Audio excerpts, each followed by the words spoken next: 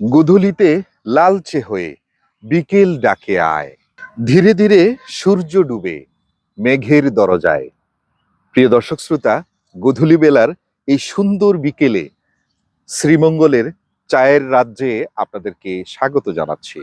ইট পাথরের যান্ত্রিক নগরীতে যখন আপনার জীবন যে একটু নির্মল বাতাস নেয়ার জন্য আপনার প্রাণ হা হুতাশ করে থাকে, ঠিক তখনই আপনি ভাবছেন কোথায় যাবেন।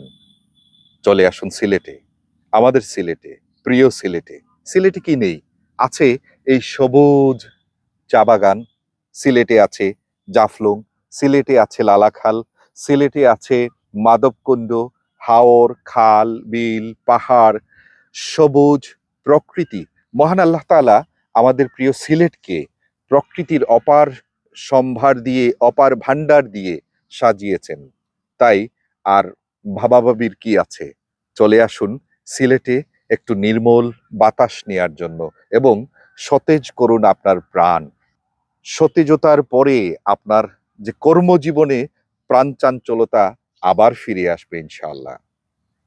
অবশ্যই সিলেটে আপনাদের নিমন্ত্রণ রইল।